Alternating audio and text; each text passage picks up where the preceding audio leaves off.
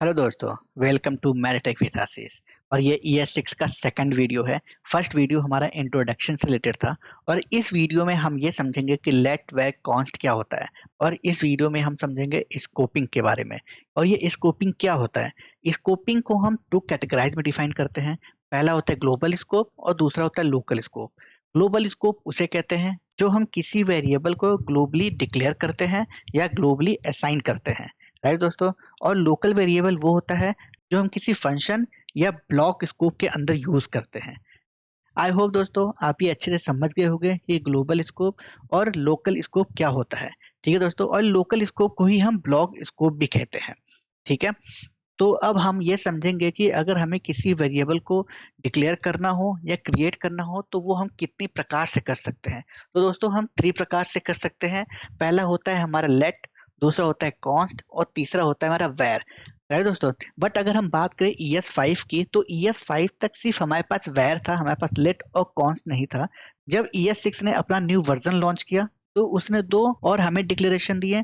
एक हमारा रहा लेट, दूसरा हमारा कॉन्स्ट। अब ये लेट एंड कॉन्स्ट की नीड हमें क्यों पड़ी हम ये आगे समझेंगे। बट इससे पहले हम ये समझते हैं कि कॉन्स्ट क्या होता है।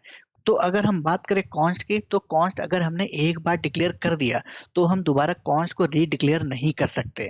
व्हाट इट माई पॉइंट्स, मतलब कि डिक्लेयर करते टाइम पे ही हमें वैल्यू भी असाइन करनी पड़ेगी उस कॉन्स्ट वेरिएबल में। और उस कॉन्स्ट की वैल्यू हम दोबारा चेंज भी नहीं कर सकते और दोबारा रीडिक्लेयर भी नहीं कर सकते। ठीक है दोस्तों। और सेम यही हम लेट में भी करते हैं। लेट हमारा रीडिक्लेयर कभी नहीं होता, बट हाँ लेट की जो वैल्यू होती है वो हम चेंज कर सकते हैं। बट कॉन्स्ट हमें परमिशन नहीं देता। कॉन्स्ट में अगर एक बार हमने वैल्यू इनिशियलाइज कर दी तो हम उसे दोबारा चेंज नहीं कर सकते, बट हम लेट में कर सकते हैं। ठीक है दोस्तों। और जो लेट होता है हमारा वो ब्लॉक स्कोप होता है, मतलब हम उसे हमेशा लोकल स्कोप के लिए ही यूज करेंगे। ठीक है। बट अगर हम बात करें विंडो स्कोप या अगर हम बात करें फंक्शन स्कोप के लिए तो हम यूज करेंगे वैर का। ठीक है। और अगर हम वैर की बात करें तो वैर में हम रिडिक्लेयर कर सकते हैं, उसकी वैल्यू को अपडेट भी कर सकते हैं और इसे हम ग्लोबल स्कोप या फंक्शन स्कोप की तरह यूज भी कर सकते हैं। ठीक है दोस्तों। आई होप दोस्तों आपको ये अच्छे से समझ में आ गया होगा लेट वैग कॉन्स्ट में क्या डिफरेंस है। ठीक है दोस्तों। तो चलिए अब हम इसे एग्जाम्पल के थ्रू समझते हैं लेट वैग कॉन्स्ट की क्या नीड है और इसे हम कैसे यूज कर सकते हैं इन जावा स्क्रिप्ट में। ठीक है दोस्तों। आई होप दोस्तों आपको मेरी स्क्रीन दिखाई दे रही होगी। तो मैं इसे सबसे पहले जूम कर लेता हूं जो आपको एक बेटर विजन मिले। आई होप आपको अच्छे से दिख रहा होगा। सबसे पहले हम कॉन्स्ट को समझेंगे कि कॉन्स्ट की नीड हमें क्यों पड़ी। राइट। तो भी मैंने आपको बताया था कि कॉन्स्ट को हम क्यों यूज करते हैं। कॉन्स्ट हमेशा फिक्स वैल्यू के लिए यूज करते हैं, मतलब एक बार अगर मैंने वैल्यू उसमें डाल दी है तो वो वैल्यू दोबारा चेंज नहीं होगी। ठीक है दोस्तों। जैसे कि मैं अभी आपको ये बताता हूँ। मैंने क्रिएट किया कॉन्स्ट और मैंने एक वैल्यू ले लिया है नेम। राइट। और मैंने इसमें डाल दिया है मैडटेक। ठीक है दोस्तों। अब मैं चाहता हूं कि इस नेम की जो वैल्यू मैडटेक है मैं उसे चेंज कर दूं। मैंने यहाँ लगाया नेम और इक्वल टू जैसे ही लगाया तो आप ये देखो क्या आ गया, अनएक्सपेक्टेड एंड ऑफ फाइल। और मैं यहाँ पे वापस से कुछ भी डाल देता हूँ सब्सक्राइब। ठीक है। अब आप ये देखोगे कि हमें एक एरर मिला। ठीक है। और इस एरर में साफ साफ ये लिखा हुआ है कि जो नेम है वापस से हम डिक्लेयर नहीं कर सकते क्योंकि वो कांस्टेंट है। समझे आप? कांस्टेंट मतलब इम्यूटेबल, हम उसे चेंज नहीं कर सकते हैं। तो कॉन्स्ट का बेनिफिट यही होता है कि अगर मैंने कोई वेरिएबल कॉन्स्ट के साथ क्रिएट कर दी है तो उसकी वैल्यू चेंज करने की परमिशन हमें नहीं मिलती। ठीक है दोस्तों। और ये चीज हम लेट और वेर में कर सकते हैं बट कॉन्स्ट में नहीं कर सकते। ठीक है। तो ये पहली चीज है जो आपको ध्यान रखने की जरूरत है। और अगर हम सेकेंड एग्जाम्पल की बात करें तो मैं सबसे पहले इसे रिमूव करता हूं और मैंने क्रिएट किया कॉन्स्ट नेम। राइट। ये भी हम नहीं कर सकते। ठीक है दोस्तों।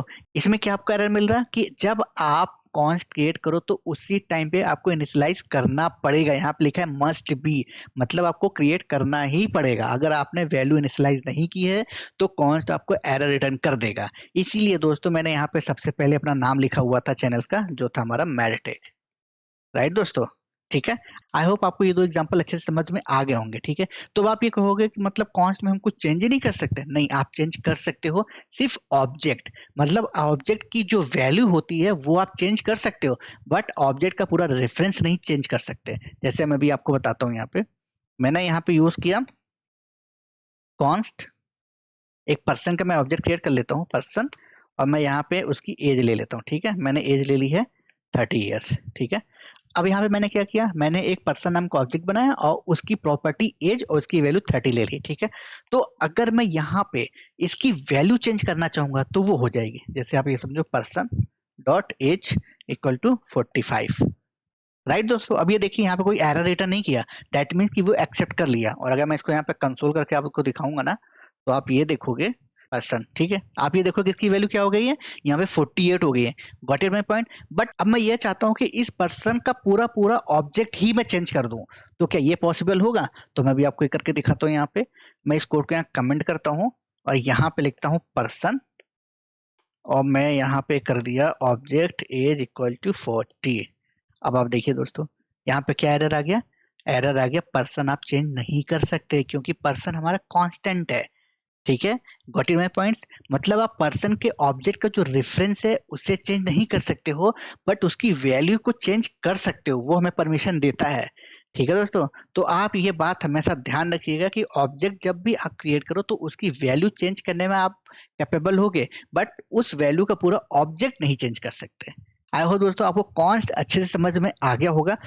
तो चलिए दोस्तों, अब हम बात करते हैं लेट की। तो मैं इस कोड को यहाँ पे डिलीट करता हूँ। ठीक है। अब हम बात करते हैं लेट। मैंने आपको बताया लेट क्या होता है, हम वैल्यू को वापस से चेंज कर सकते हैं, वैल्यू को बस रीडिक्लेयर नहीं कर सकते, राइट दोस्तों। और हम जो लेट होता है, लेट को हम अपने ब्लॉक स्कोप में यूज करते हैं, ठीक है। उसका मोस्ट इंपॉर्टेंट ही होता है लेट, ES6 में इसलिए आया ही था कि हम उसे ब्लॉक स्कोप में यूज कर सके।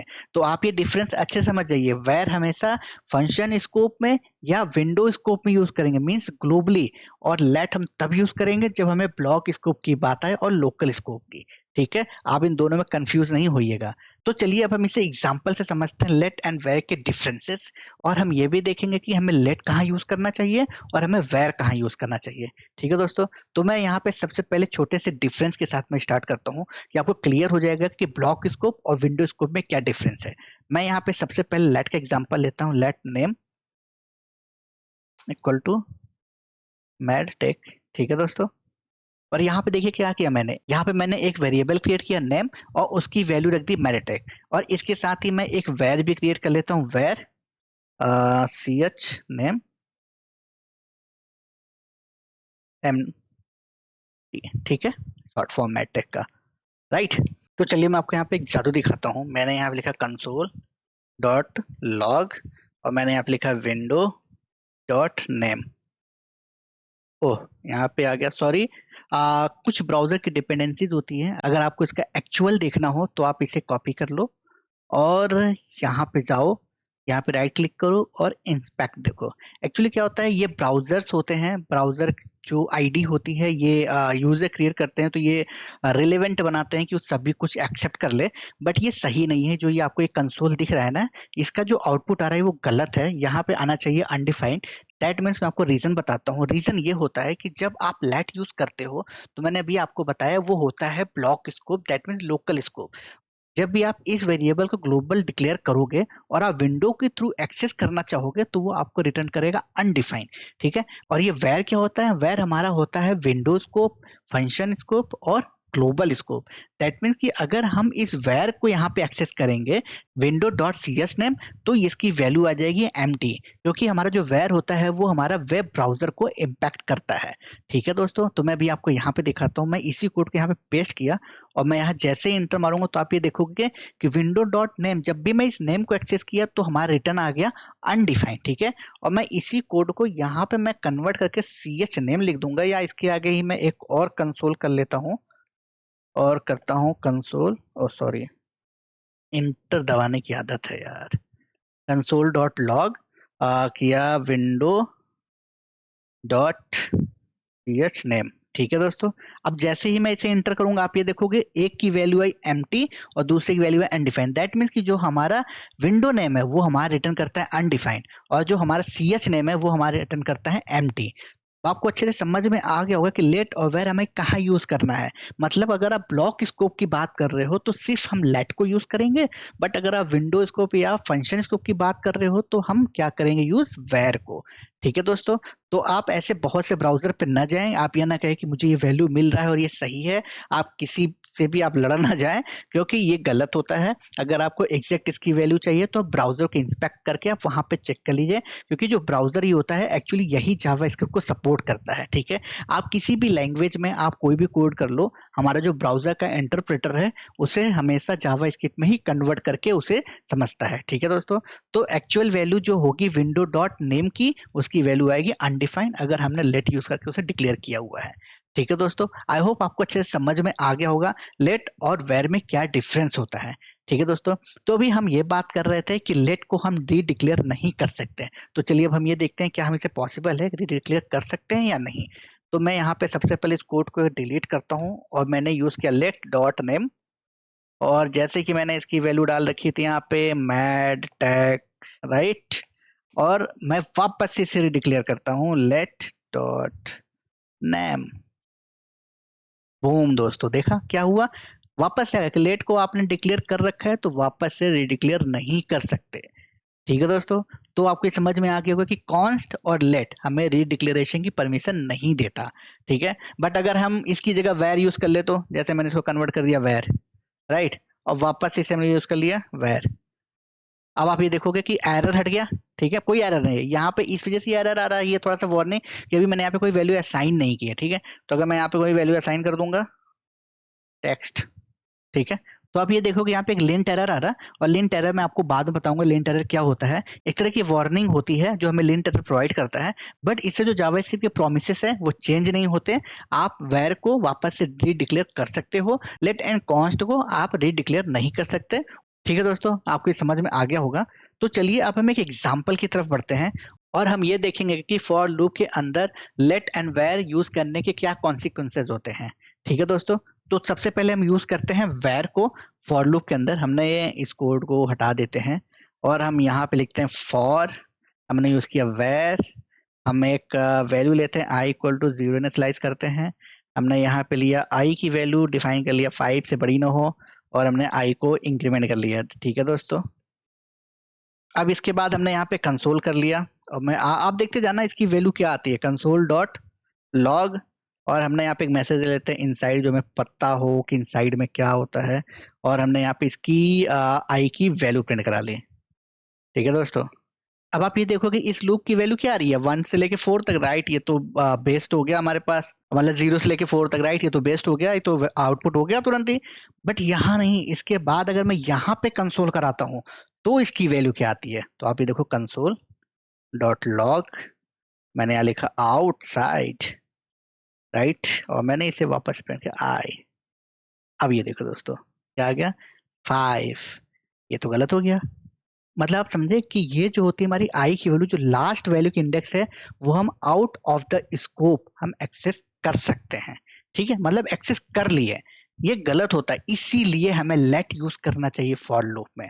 अगर हम यहाँ पे लेट यूज करेंगे तो मेरी जो लूपिंग का कंडीशन होगा वो इस लूप के अंदर ही खत्म हो जाएगा, और लूप के बाहर हम उस वैल्यू को एक्सेस नहीं कर सकते। तो अगर आप इफ यूज करें, फॉर यूज करें, वाइल यूज करें, कोई भी कंडीशन एक्सप्रेशन यूज कर रहे हो, तो आप हमेशा लेट यूज करो, क्योंकि वेर जब भी आप यूज करोगे तो आपका कोड ऐसे ही ब्रेक हो जाएगा और आपको पता भी नहीं चलेगा कि आपने कहाँ पे लूप होल छोड़ दिया है। ठीक है दोस्तों, तो अगर मैं यहाँ पे जैसे ही लेट यूज करूंगा, अरे आप ये देखो क्या आ गया, यहाँ पे नल आ गया, दैट मीन्स आई एग्जिस्ट ही नहीं करता, राइट, और इसकी वैल्यू 0 से 4 तक आई रही है, आपको दिख ही रही है।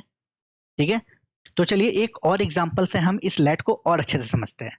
जैसे कि मैं इस कोड को हटा ही देता हूँ और यहाँ पे एक नया कोड लिखते हैं। मैंने यहाँ पे लिखा लेट एज डाल दिया 10, राइट दोस्तों, और फिर से मैंने यहाँ पे लिखा इफ कंडीशन, मैंने यहाँ पे लगाया एक्स, सॉरी यहाँ पे मैंने एज लगाया, और एज की वैल्यू मैंने कंडीशन चेक कर ली कि वो मेरा क्या है 10 है, राइट, मैंने 10 डिक्लेयर किया हुआ है। मैंने यहाँ पे ब्लॉक क्रिएट किया और फिर से मैंने लेट एक्स को यूज कर लिया, ठीक है, लेट एज को यूज किया, सॉरी, और मैंने इसकी वैल्यू क्या डाल दी 20, और जैसे ही मैं 20 डाला मैंने यहाँ पे कंसोल किया, कंसोल डॉट लॉग, और मैंने यूज कर लिया एच को, राइट दोस्तों। तो आप ये देखो कि मैंने सबसे पहले एक एज क्रिएट किया ग्लोबली में, ठीक है, और इसके बाद मैंने एक ब्लॉक क्रिएट किया, राइट। और उस ब्लॉक में मैंने क्या किया, एज को यूज कर लिया 20। तो यहाँ पे आप देखो क्या इसकी वैल्यू हो गई है, एज की 20 प्रिंट कर रहा है। तो आपको अच्छे से समझ में आ रहा है कि मैंने एज को वापस से रिडिक्लेयर किया और उसकी वैल्यू चेंज हो गई। बट अगर हम यहाँ पे कंसोल कराते हैं डॉट लॉग, ठीक है, तो आप मुझे ये बताओ कि अगर मैं यहाँ पे एज को प्रिंट कराऊंगा तो इसकी वैल्यू क्या होगी दोस्तों, 10 होगी। अगर मैं यहाँ पे प्रिंट कराऊं एज, तो अभी देखो क्या आ गई, 10, ठीक है। क्योंकि लेट जो हमारा ब्लॉक है, ब्लॉक के अंदर ही सिर्फ इसकी वैल्यू एग्जिस्ट करेगी, ठीक है। तो आपने जो लेट के अंदर एज को चेंज किया तो वैल्यू 20 हो गई। But out of the scope जब आप लेट को वापस से प्रिंट कर रहे हो तो ये एज जो है इसको रेफरेंस देगा और इसकी वैल्यू यहाँ क्या प्रिंट कर देगी, 20। ठीक है दोस्तों, तो चलिए अब हम इस लेट को वैर में कन्वर्ट करते हैं और ये देखते हैं इसका आउटपुट क्या होता है। मैंने यहाँ पे लिखा वैर, राइट दोस्तों, और जैसे ही मैंने इसे वैर किया, देखो दोस्तों क्या हो गया, दोनों जगह में 20 मिल रहा, ठीक है। 20 क्या मिल रहा है कि हमने जो वैल्यू ग्लोबली असाइन की थे ना, इसमें वो सेम एक्सेस होता है और मैंने इसी के रेफरेंस की वैल्यू को यहाँ पे 20 में कन्वर्ट कर दिया, ठीक है। और आप ये देखो कि दोनों कंसोल पे आपको 20 मिल रहा। तो अब आप ये सोचो कि लेट को कहाँ यूज करना है और वेर को कहाँ यूज करना है। ये आपकी रिस्पॉन्सिबिलिटी है, ये आपकी जिम्मेदारी बनती है कि आप अपने कोड को कितना प्रोटेक्टेड और कितना सिक्योर बना सकते हो, ठीक है। और यही जो वेरिएबल्स होते हैं यही आपके कोड के लूप होल्स को फिक्स करते हैं। तो इस वजह से आप इसे अच्छे से समझो और अपना जादू बिखेर दो अपने कोड में, ठीक है दोस्तों। तो चलिए दोस्तों, अब हम एक बहुत ही इंपॉर्टेंट पॉइंट की बात करते हैं, वो होता है हमारा टेम्पोरल डेड जोन या टेम्पोरल डेथ जोन बोलते हैं। ये बहुत ही ज्यादा कॉमन क्वेश्चन होता है और ये हर एक अच्छे डेवलपर्स को पता होना चाहिए कि टेम्पोरल डेथ और डेड जोन क्या होता है, ठीक है। इस नेम से आपको डरने की जरूरत नहीं है, ये बहुत ही कॉमन सी चीज है, अभी हमने जो पढ़ा है ना बस इसी से रिलेटेड है। मतलब कि अगर हमने किसी फंक्शन में या किसी स्कोप में या ऐसे ही हमने नॉर्मल कहीं भी लेट वेर को इनिशियलाइज किया हुआ है और उसकी वैल्यू असाइन न करके हम उसकी वैल्यू लास्ट में असाइन करते हैं, तो वो होता है हमारा टेम्पोरल डेड जोन। जैसे मैं अभी आपको बताता हूँ, यहाँ पे मैंने इस कोड को हटाया, मैंने यहाँ पे लिखा कंसोल डॉट लॉग और मैंने लिख दिया नेम, सॉरी एज लिख लेते हैं यहाँ पे, राइट। और एक और मैं लिख लेता हूँ कंसोल डॉट लॉग और यहाँ पे हम लिख लेते हैं नेम, राइट दोस्तों। अब यहाँ पे मैं क्या करता हूँ, यहाँ पे यूज किया मैंने वेर एज इक्वल टू 20 और लेट नेम इक्वल टू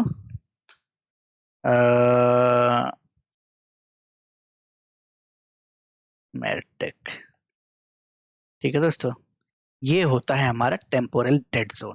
अगर आपको कोई भी टेम्पोरल डेड जोन पूछता है तो आप ये कहोगे कि जिस वैल्यू को हम प्रिंट करना चाहते हैं वो वैल्यू हमेशा top of the page declare हो, ठीक है। अगर वो top of the page declare नहीं होता है और उससे पहले हम उस वैल्यू या उस ऑब्जेक्ट को यूज कर रहे हैं या प्रिंट करा रहे हैं या कोई लॉजिक लिख रहे हैं, तो वो हमारा होता है टेम्पोरल डेड जोन, ठीक है दोस्तों।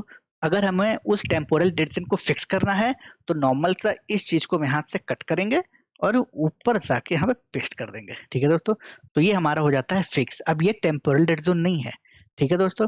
आई होप दोस्तों इस वीडियो में आपको अच्छे समझ में आ गया होगा कि लेट व कॉन्स्ट में क्या डिफरेंसेस है। मैंने बहुत ही स्टार्टिंग से आपको बताने की कोशिश की है कि आपको बहुत ज़्यादा बर्डन ना हो, तो आप इसे अच्छे से प्रैक्टिस करो और अगर इस रिलेटेड कुछ भी डाउट्स होता है तो जस्ट मुझे कमेंट बॉक्स में कमेंट करो, हम दोस्तों मिलके उसे भी फिक्स कर देंगे, ठीक है दोस्तों।